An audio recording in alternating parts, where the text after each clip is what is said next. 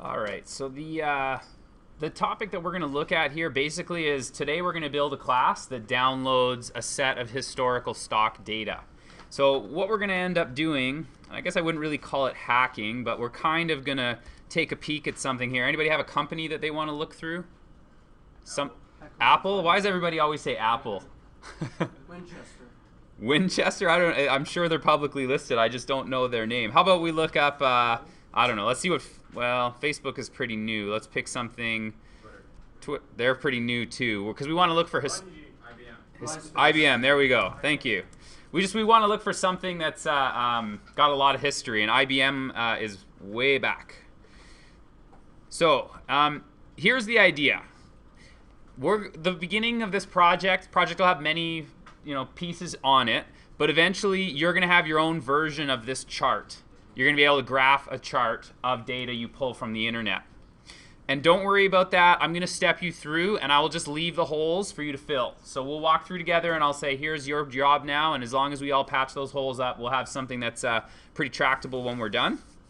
But when you go to Yahoo Finance, one of the things you can do is you can actually pull up here historical prices. So don't worry if you're not doing this with me while I'm picking up Yahoo, but I'm just going to show you how you connect to something you want on the internet. Now, down here, you'll notice that it's showing a bunch of data, and that I can give it my starting date, ending date, daily, weekly, all that kind of stuff. 1962, actually I believe IBM probably goes even further back than that. But anyway, this is the link we want. Now, when we talk about downloading from the internet on Java, you can do it from any URL. It doesn't have to be just the fact that this one says to a spreadsheet. But the only reason it's nice for us is it's ready to process the data.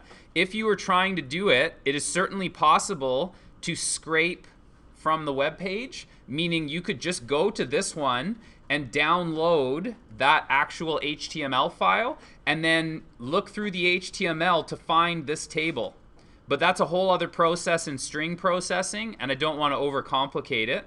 So the nice part is all this data is already scraped for us. So, maybe you're building an application that's like, get me the name of a business, find out how many likes they have on Facebook. So you go, you find the URL for the business, you look for the Facebook icon, you go through that HTML, then you take that number, like 5,000 people like this on Facebook.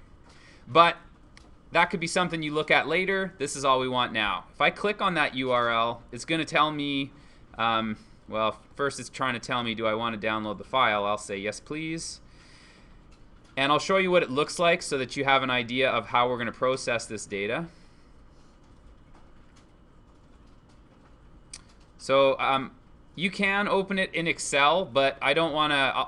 A lot of times when you process something, you don't want to deal with it in a program like Excel because it hides all of the format in it. So what I'm going to do is I'm going to just save it. I don't want Excel to take over. And this will just show you the guts of what's in it. So it's a CSV file. That's a standard format called comma-separated values. So down here, we'll work with comma-separated values. But again, Excel wants to do that, which is fine. But Notepad will just show you the raw text.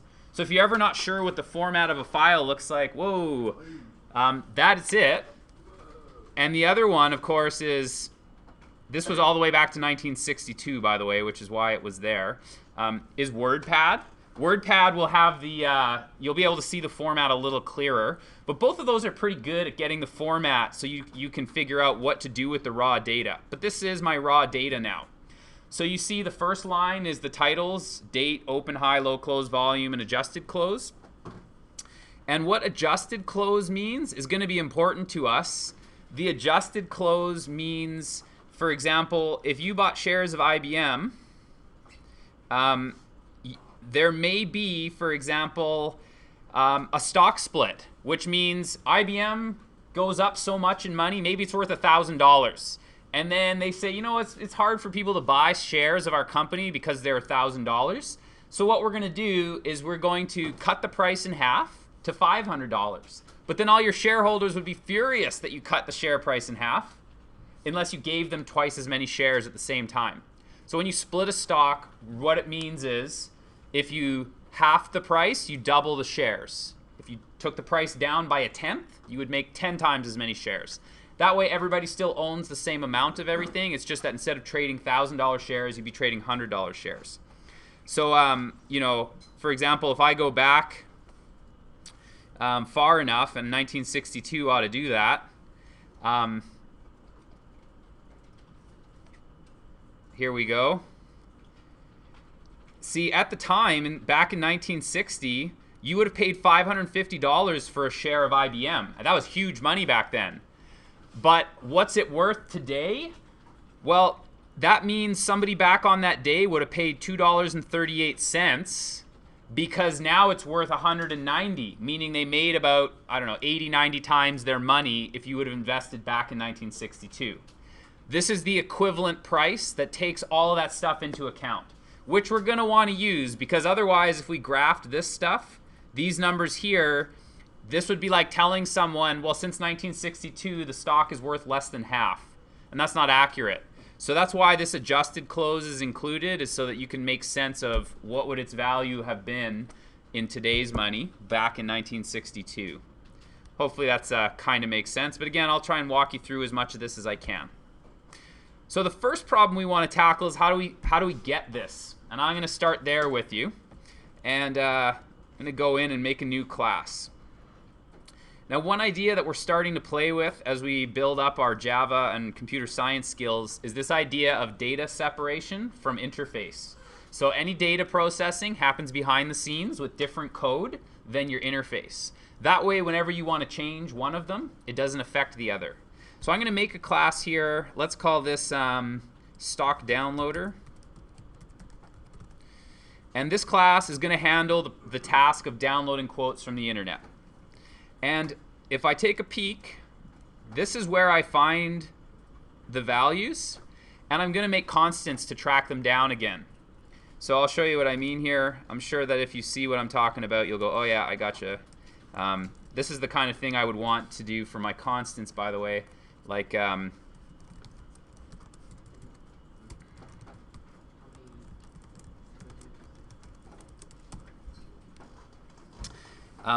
I can make it public because anyone should be able to ask me what column is the date found in. And the date would be found in column 0, which is here, this first position. And again, the reason I'm using constants is if Java changed the format, all I'd have to do is redefine those constants and I'd be good to go. It wouldn't affect the rest of my code. So I'm going to just put the rest of them down here, so I might as well do a little copy and pasting. So date, open, high, low, close, volume, and the adjusted close.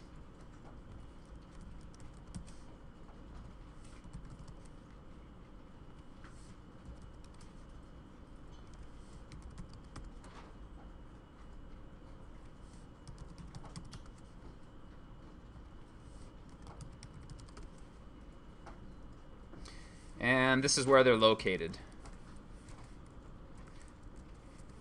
So you'll see where these constants come up as we start to program it. But again, this is basically when I pull the data off the internet, this is the assumptions I'm making. If I hard-coded those numbers into my code and they changed the format on me, I'd have to go through manually and track down every one of them and fix it. This way I know exactly where to locate all the data points. Okay, so here's what I'd ultimately like to do. I'd like to have a symbol and a start date and an end date, and it'll gather all that up for me. So here's what I'd like my constructor to be. And then we'll go backwards and figure out what we need to do this. So I said I wanted a stock symbol that I was going to pull off the internet. And in Java, there's a lot of different date classes, like utilities that store dates. But probably the one that you would use the most often is called a Gregorian Calendar. If you're wondering why the funny name, well, that's the calendar we use. January to December, the months of the year, 30 days have November, April, June, and September. All the stuff that you talk about in the months, that is a Gregorian calendar. There were other calendars, of course, before we adopted that, but that's the one that we're used to. So I'm going to say this is the class I want. So this is what I would like to be able to do is you give me a symbol and a start date and an end date. I will pull the data off the internet. So hopefully at this point in your programming, your experience, you know that the reason I'm getting errors there is that I haven't imported the Gregorian Calendar class, and that's in the utilities package.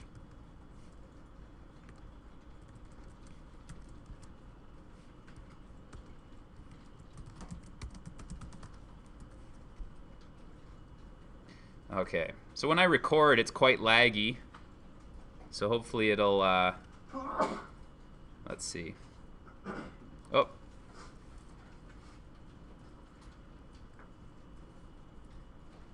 I forgot a comma here. There we go. Okay, so now we'll talk about how do we actually do this. And the first thing is to introduce to you another tool. And that is the fact that if I asked you for this data from, look at it, Valentine's Day in 2014 all the way back to January 2nd, 1962, the first trading day in 1962. A few tasks should run through your mind. First of all, can I figure out how much data is going to give me? Well, the answer is maybe. For example, I could calculate how many days there were between those two dates. I could even calculate how many work days there were. But then it would get really difficult, like, okay, I also got to worry about leap years in between. I got to worry about holidays. Not all holidays will the stock markets be closed. Some holidays are open. It gets very difficult as far as being able to figure this out. So the point I'm trying to make to you is it's difficult to know ahead of time just how much data we want. If we knew, we could use a fixed size with just a standard array. But since we don't know, we're going to use a different kind of data, a data type called an array list. So I'll pull it up for you because it's going to be one that we use in the class, and so you can find it and look at all the things that are available to you. And while it's doing it, I'll tell you a little bit about it. But the array list in Java is a dynamic array, meaning you don't have to say with a fixed size how much space you want. You just create your array list, and then you can add as much items as you want. And if you end up going overboard, Java will grow your array bigger, copy the old data in, manage all that stuff behind the scenes for you. So you can just keep calling this method, please add more, and you don't have to worry about reallocating new memory when you run out of space. So very handy as far as being able to use a dynamic array goes. But what you should know is that all it is managing an array for you. The underlying data type in this class is still an array, which works the way you do, meaning quick lookup by just hashing into an index. That's fast. However, it's slow when you want to remove items or shuffle items around. There's better kinds of lists depending on your application. But so far, we're working with arrays. This is think about it as a dynamic array when you don't know how much space you need ahead of time. All right, so let's go and import that so we can start making use of this, because I need a place to put all of my data.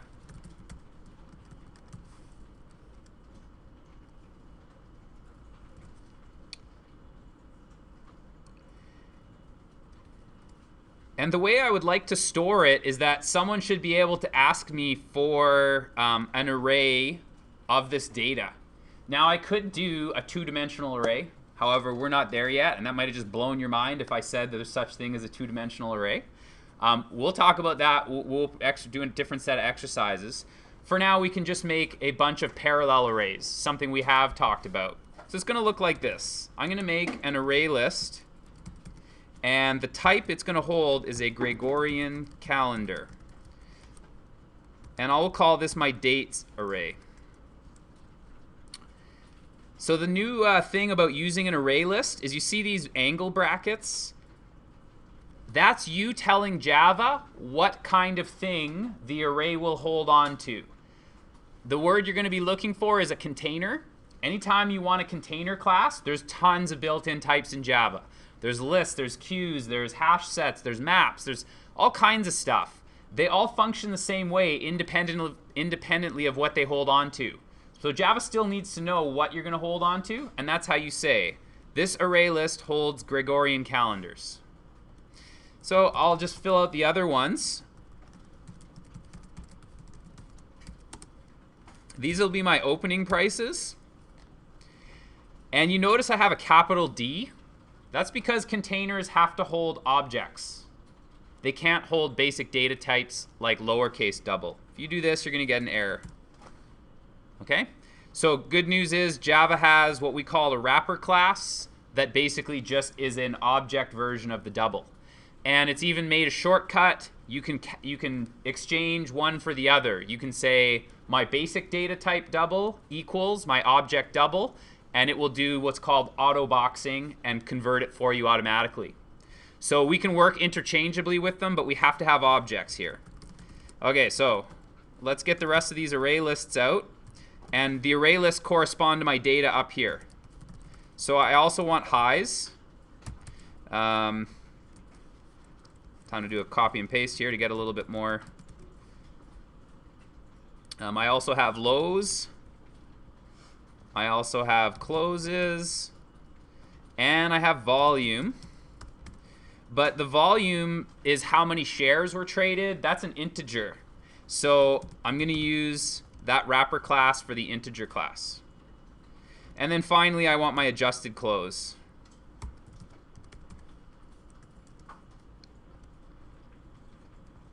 So when I grab the data off the internet, those are the things that are going to hold it so I can manipulate it afterwards, and I no longer need my internet connection open.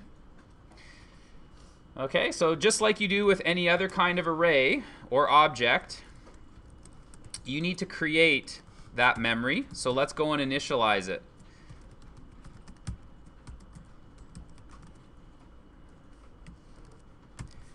So all this has done is create an array list that's waiting for me to start using it. At the moment, no memory was assigned to it. These variables all have the value null. So to avoid those null pointers, we have to initialize it with the keyword new. So I'm going to do basically the exact same thing for each of my arrays, and that's what I'm going to fill up with the data I pull from the internet.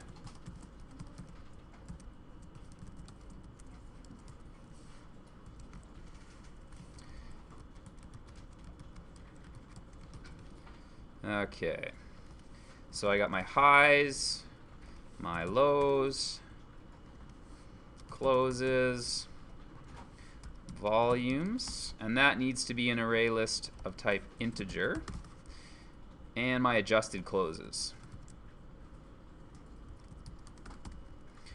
I'm going to use a capital C here just to distinguish those two terms. So far, there's a lot of new things for you right now as far as I just threw array lists at you and Gregorian calendars at you. We'll talk about how to play with them in a minute here, but basically now I've got stuff that's ready to be assigned values from Yahoo Finance. Okay.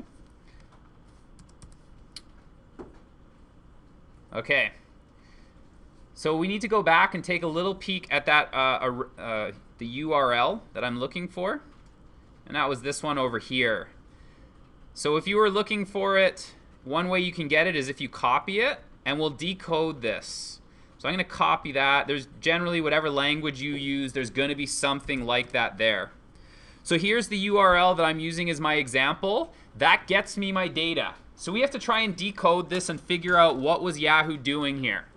This is not a new thing, by the way. You can Google for it. You'll find that lots of people have, quote unquote, hacked this URL. Another useful thing you might want to call it is sometimes they call it an API. So this would be the Yahoo Finance API. You could look it up. It's pretty well known.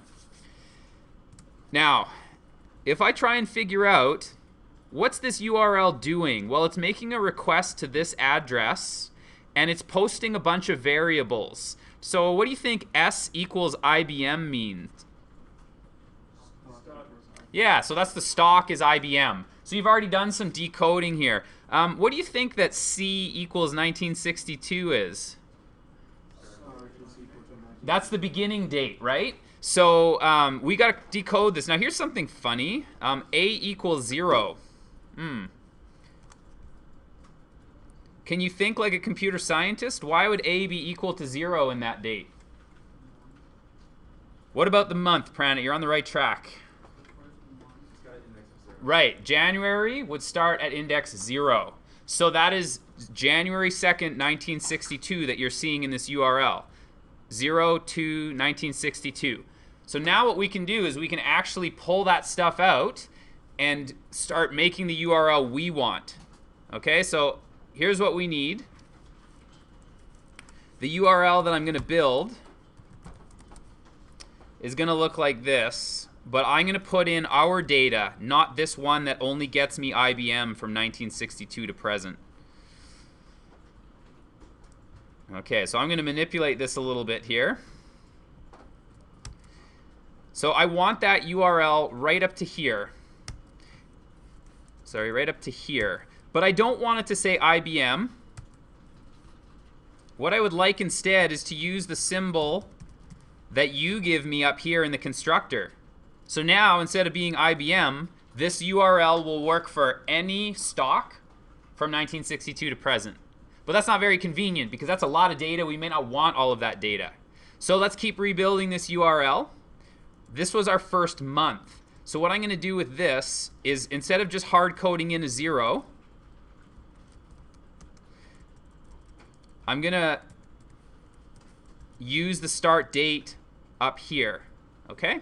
Now, one thing you should know about the way Java manages dates is it counts the number of milliseconds. So a date is stored like 6,975,000,000 blah, blah, blah, blah, blah. And what they do is they pull off, that's how many seconds past a certain date. And then they can figure out what day it is based on that. So the point is, it's not as obvious as you think when you want to get something. But the way you can do it with a calendar is you say get me, and now you give it a field. And here, this is calendar.month. Sorry, it's a constant, so it should be all caps. And of course, I've told it about a Gregorian calendar, but I have not told it about just the basic calendar.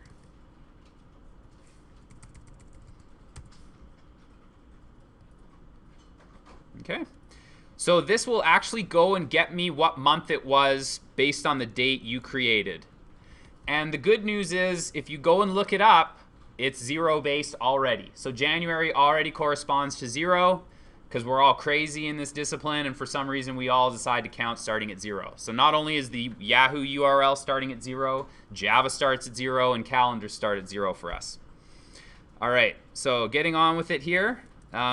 Very similarly, I'm going to say now use the starting dates,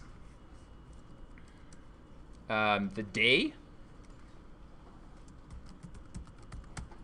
And you can see the constants available in the calendar class. I just have to hide that error, or Java won't autocomplete. Or sorry, rather NetBeans won't autocomplete. But anyways, it's day of month that I'm looking for. And that's because calendar is with an A. Let's see. There we go. So you can look through your documentation to see these ones as well. Don't want to spend a lot of time going through that with you guys, since that's should be hopefully old news to you. Okay, and now I'm going to get the calendar's year.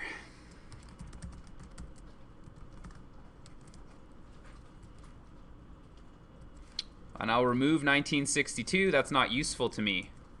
Okay, so let's just, I won't comment here. I'm just going to go on a bit of a coding rampage to get the rest of my values out of it.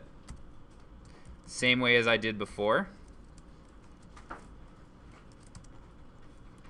And the only reason I'm writing it on multiple lines is just for readability. You could do one ginormous line, but it's not very readable for your code.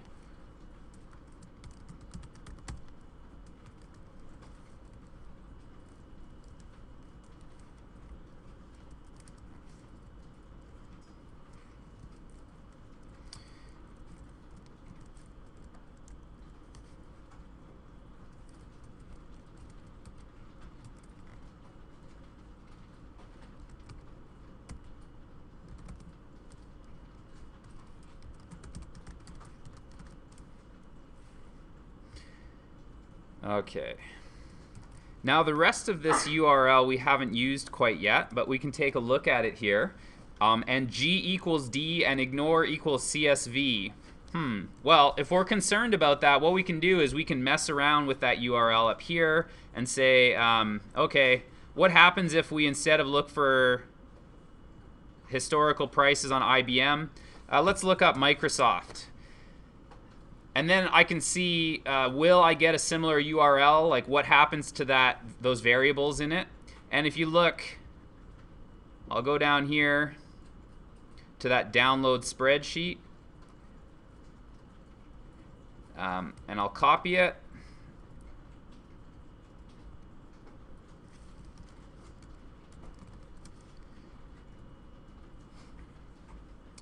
And just so you can see it, I'll put it into Notepad. I guess I should use WordPad so I could make it bigger. But anyways, and look at that. G equals D and ignore equals CSV. So in this case, we're not concerned about what those variables are doing. It will be consistent across the different stocks. Okay? So we can leave the rest of the URL unchanged. This should customize it so we now have the proper URL. Our job now is to go and pull that URL off the internet. Okay. So we're going to need a few helper classes. This time I will get them in there before we do it, just so we can avoid those annoying red lines. First thing is, funny enough, Java has a URL class for working with URLs.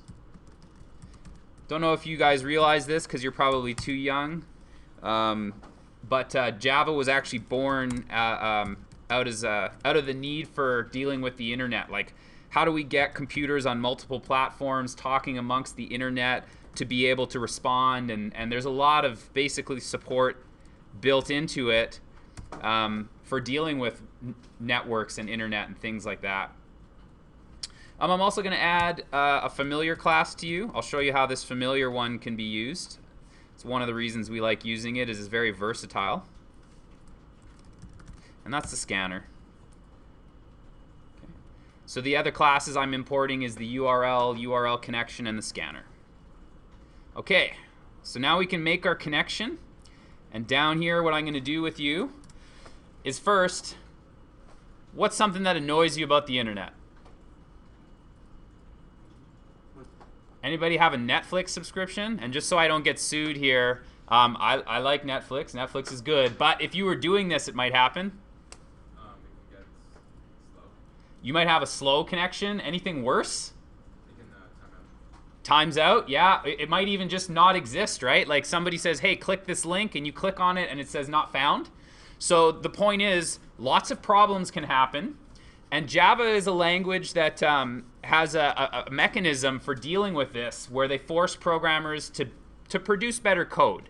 Which is to say that if a problem could happen, you have to first try to make the code work and catch any error that happens. And in this case, Java calls errors exceptions.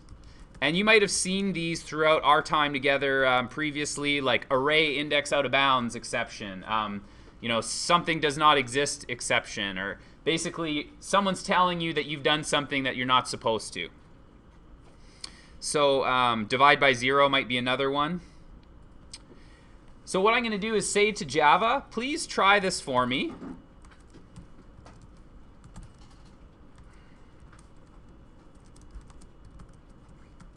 Please try building a URL out of this.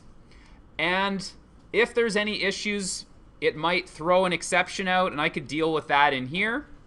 I'm not going to be very creative other than to say, let's go to the error stream and print that error as it's given back to me. So all it's going to do is tell the user, connection doesn't exist. It's not going to be very informative to us. But we could at least deal with the error rather than have the program crash. Maybe they didn't use the right symbol. Like maybe they used MFT for Microsoft instead of MSFT. Right? You could at least figure out, oh, something went wrong. Now what I'm going to do is open up a connection to this URL, and that's called the URL connection. So I'll call mine data, since we're going to be pulling data from this. So it's Yahoo Finance dot, and the one I want here is to open a connection. And again, you might throw up an exception if you found that, oh, you know what? There is no URL there, or the timeout happened, or something went wrong. So Java, if you want to get good at working with files in Java, what you want to stop saying are files. You want to start saying streams, because it's not necessarily a file that you reach into. You already know that you can go to the keyboard stream. You can go to the hard disk stream. You can now go onto the internet stream to pull things. So what a scanner actually is created from, you were using the keyboard stream before. Now we're going to use a different input stream that we're going to get from this URL connection. So I'm going to say, hey, URL connection, please get me your input. So get input stream.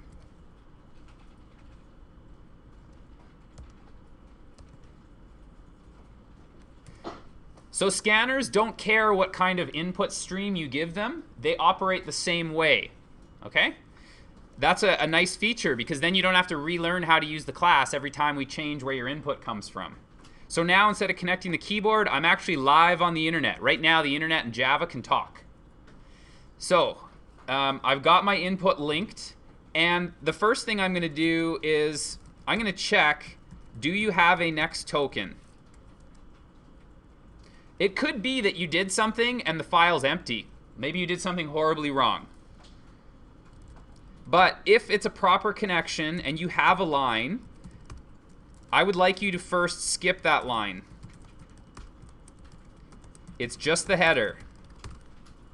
So this is what I'm doing now.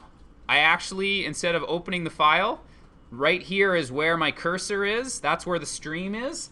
And all I said was, please move to the next line, because I don't want the headers. Okay? And now I can start reading the data. So I'm going to do something similar, but not quite. Again, this is where I'm going to leave the hole for you to fill. So what I'm going to do is I'm going to say, while the input has a next line,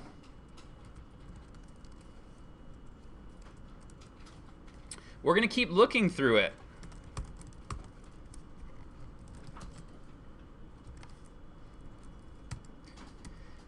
So now what I'm going to do for you is I'm just going to go like this. System.out.println line. Okay? I'm just going to print it to show you that the internet connection will go that way, but I'm not actually going to connect them properly. Your job is to connect the data properly to these variables. So I will give you the other methods here. I'll just put a to-do in here for you.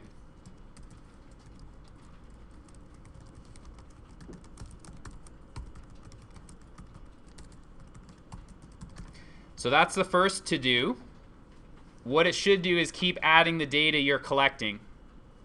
Okay, so that when it's done reading the file, your array lists are brimming with all the data from the internet.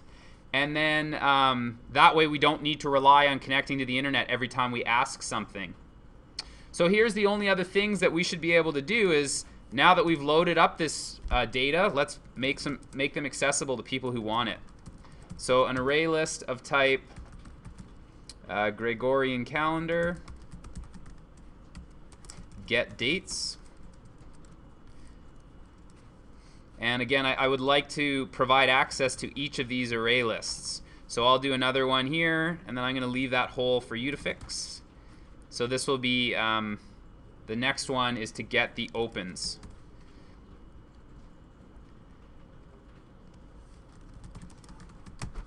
Okay, one hint. I'll do the first one for you. But you need to be able to access those arrays, or you've loaded all this lovely data and no one can look at it because those arrays are private. Okay? So I'll run an example of this, but just so you know what your job is, I've just walked through the process of building a URL with user input that then we can connect to the internet on, pull the data through, and all I'm doing is printing it. What I would like you to do is, instead of printing it, I would like you to store it in the appropriate home.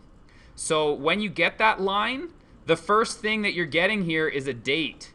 You should parse that date into a proper Java date, not any old date, but a Gregorian calendar.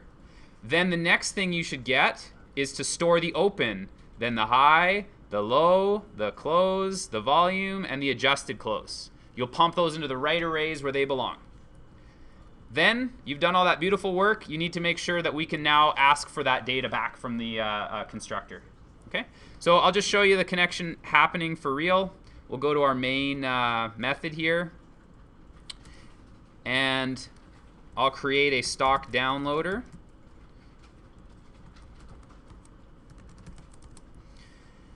And I need, stock down loader. So I need a string. So let's go with, let's see here. I'm going to pick these guys because it's the Olympics right now and they're sponsoring some athletes. So this is the Royal Bank of Canada. And I'll go grab the Gregorian calendar just so that we can look at how do you build one. It's actually pretty simple. So you can just give it a day, month, and year. But you're going to want to have your documentation handy because you need to be able to pull that string apart and turn it into a date. So Java Gregorian calendar.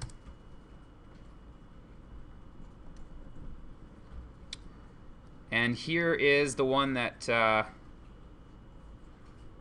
here we go. This is the one that we are concerned about. We just want to keep track of the year, month, and the day of the month. So this would be like 2014, January 2nd. Okay. So let's build them.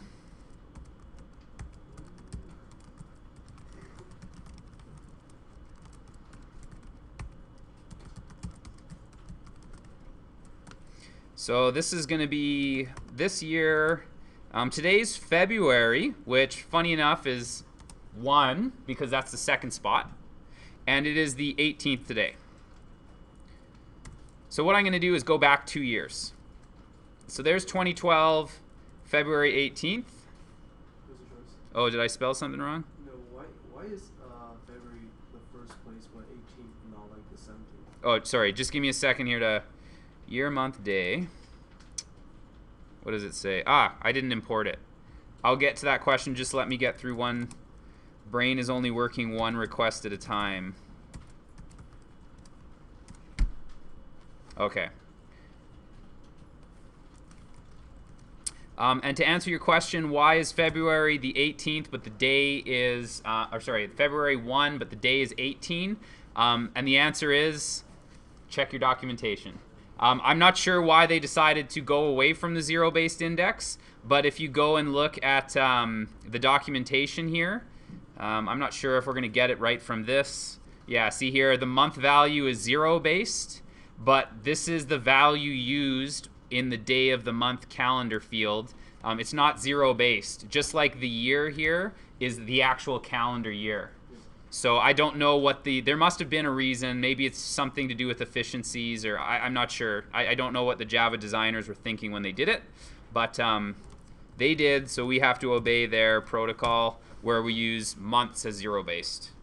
So as long as I have an internet connection here, hopefully it'll spit out 2 years worth of Royal Bank data without its header, because I skipped the first line on its header. Oh. I know what the problem was. I left a method here that I didn't finish for you. So of course Java's cranky about that. I wish it could read my mind by now, but we're friends. We're just not that good of friends yet, Java and I. Okay. Here we go. Fingers crossed. And here's my output. There we go. So connected, downloaded, there's my data for Royal Bank. So that's the task I'm going to leave us with. We will keep stepping through task at a time, but that's your first assignment with using arrays, Arraylists, and learning to use a file here in Java.